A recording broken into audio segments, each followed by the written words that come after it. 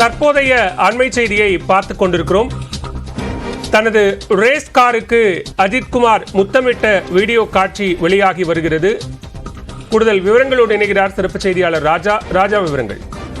அளவில் ஐரோப்பிய GT4 சாம்பியன்ஷிப்னு ஒரு கார் பந்தயம் அடுத்த வருஷம் நடக்க இருக்கு. இதுக்காக அஜித்குமார் ரேசிங் அப்படின்னு ஒரு நிறுவனத்தை, கார் பந்தய நிறுவனத்தையே அஜித்குமார் வாங்கியிருக்காரு. அதாவது அஜித்குமார் ரேசிங்ன்ற இந்த டீம்ல ஒரு 5 வீரர்கள் வரைக்கும் பங்கேற்று ஃபெராரி அணி, மெக்லாரின் அணி மாதிரி இவங்க ஒரு அணியோட ஓனராகவே அஜித் திகழ்றாரு.